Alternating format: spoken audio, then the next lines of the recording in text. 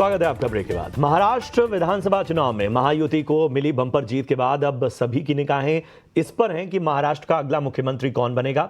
महाराष्ट्र में CM face को लेकर आज चर्चा हो सकती है।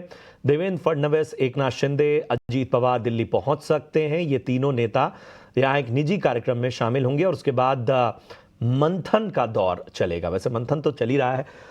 जेपी नड्डा और गृह मंत्री अमित शाह से इन तीनों नेताओं की मुलाकात होनी है। तमाम सुगबुगाहट है इस खबर पर, और जो ये पूरा इस वक्त हर तरफ से खींचतान बनी हुई है। और एक जो कहते हैं ना क्वेश्चन, सबसे बड़ा सवाल इस प्रचंड जीत के बाद भी कि आखिर महाराष्ट्र का कप्तान कौन। हिमांशु तिवारी हमारे सहयोगी इस वक्त जुड़ चुके हैं। हिमांशु त्रिपाठी साहब हमारे साथ हैं। हिमांशु, सबसे अहम बात यही है कि आखिर महाराष्ट्र की कमान किसे।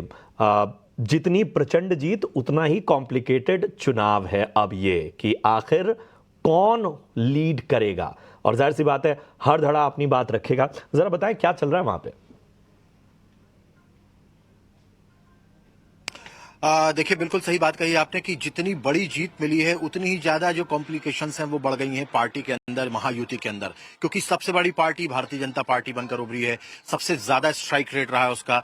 यदि हम शिंदे शिवसेना की बात करें तो एक ऑलरेडी एकनाथ शिंदे को उनके तमाम विधायकों ने अपना नेता चुन लिया है। यदि हम अजीत पवार की बात करें तो उनकी तमाम जो विधायकों ने उनको अपना नेता चुन लिया। लेकिन भारतीय जनता पार्टी की तरफ से विधायक दल की बैठक अभी तक नहीं हुई है, और भारतीय जनता पार्टी विधायक दल का नेता कौन होगा इस बात को लेकर अभी तक सिर्फ सुगबुगाहट चल रही है। सूत्रों से तमाम जानकारियां मिल रही हैं कि जो फडणवीस हैं उनको ही चुना जाएगा। लेकिन सबसे बड़ी बात यह है कि फडणवीस को यदि भारतीय जनता पार्टी का नेता चुन भी लिया जाएगा तो मुख्यमंत्री कौन होगा। और पिछले 2 दिन से लगातार 3 दिनों से बैठकों का दौर जारी है।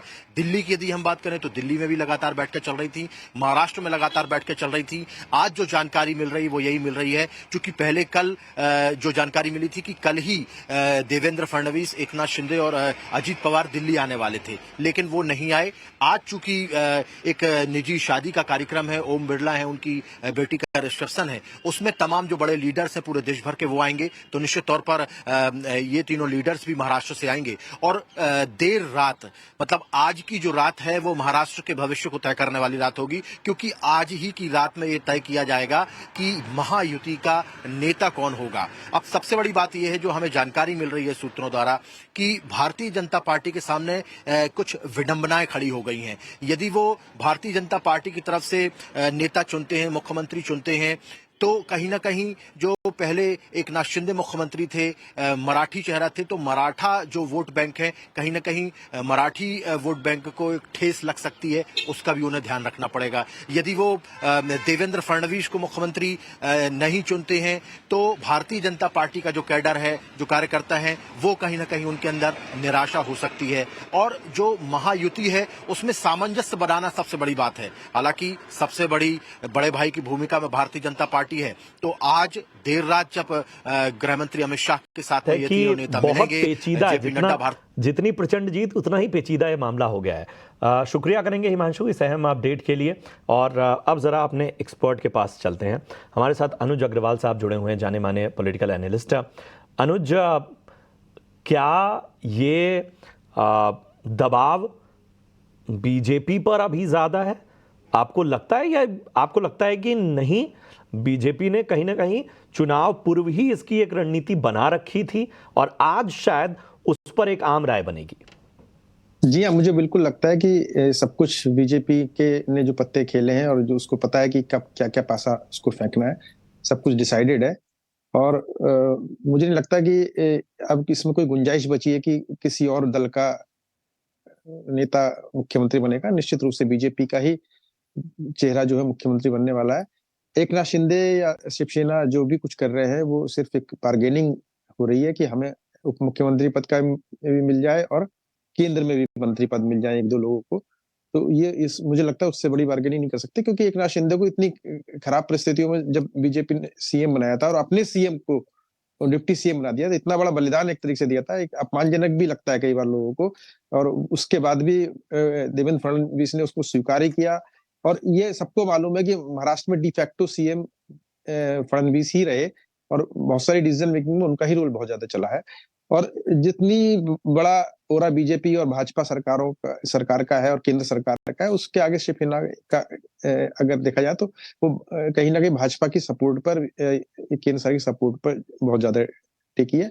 और सबसे अच्छी बात है कि कॉर्डियलिटी बहुत अच्छी है एकनाथ शिंदे की, अमित शाह जी से भी, मुख्यमंत्री और प्रधानमंत्री मोदी से भी। तो थोड़ा बहुत मान मुनव्वल और थोड़ा लेन देन के बाद कहीं ना कहीं चीजें सेटल हो जाएंगी। अहम बात आपने अब कही, लेकिन हाँ, लेकिन अनुज जी, आपको क्या लगता है कि सबसे ज्यादा जो रस्साकशी है, जो सबसे दो चेहरों की जो ये सबसे ज्यादा जिनका नाम है, आपको लगता है कि इनमें किसका पलड़ा फिलहाल भारी आपको लगता है? मतलब आप लोग के बीच में जो चर्चाएं हो रही हैं, आपको क्या लगता है? क्योंकि देवेंद्र फडणवीस की मां सीधे कह रही हैं सीएम तो उनका बेटा ही बनेगा। हालांकि इस बार शिंदे का जो बयान है, बड़ा संतुलित बयान वो दे रहे हैं। वो बार बार पार्टी और एक राय की बात कर रहे हैं। देखिए शिंदे जी अपनी तरफ से जो कर सकते हैं कर ही रहे हैं, लेकिन बीजेपी में बहुत सारी चीजें हैं। अगर देवेंद्र फडणवीस सीएम नहीं बनते तो हो सकता है कि वो बीजेपी के राष्ट्रीय अध्यक्ष बन जाए। तो ऐसे में कोई और बड़ा चेहरा महाराष्ट्र में आ सकता है बीजेपी की तरफ से। अदरवाइज संभावना यही है कि देवेंद्र फडणवीस महाराष्ट्र के सीएम बनेंगे। तो ये इसलिए देवेंद्र फडणवीस का तो फ्यूचर बहुत ही अच्छा है, चाहे वो प्रदेश में रह के काम करें या पार्टी के राष्ट्रीय अध्यक्ष के रूप में काम करें। तो अब ये दूसरी लेवल पे ये निश्चित है कि सरकार जिसकी बनेगी उसमें सीएम बीजेपी का रहेगा, 2 डिप्टी सीएम बनेंगे, एक ठीक है, ठीक एनसीपी है। से मेरे पास रहेंगे, समय एक कम है, शिवसेना से रहेंगे। एक और सवाल के साथ आता हूं। क्या लगता है आपको कि अक्सर बीजेपी कुछ सरप्राइज कर देती है? तो बहुत से नाम, विनोद तावड़े का भी कुछ दिनों से नाम चल रहा है। क्या आपको लगता है ऐसे सरप्राइजेस भी आ सकते हैं? फिर तीसरा नया नाम आएगा। अगर सरप्राइज आता है ना, तो मोदी जी की जो आदत है वो बिल्कुल नया नाम आता है फिर। तो हमेशा अच्छा, ये बीजेपी शासित राज्यों में हो गया कि एक सीएम और 2 डिप्टी सीएम वाला एक आता है, तो काफी जो कास्ट इक्वेशन भी कवर अप हो जाती है।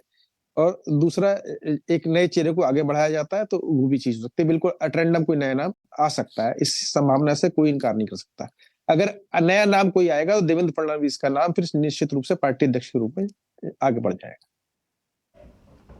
चलिए सर, बहुत बहुत शुक्रिया। बड़ी ही दिलचस्प चर्चा रही। अब उम्मीद करते हैं कि जल्द जो है वो नाम सतह पर आए, तब पता चले कि आखिर महाराष्ट्र का नया कप्तान, नई कमान जो मिलने वाली है वो किसे है।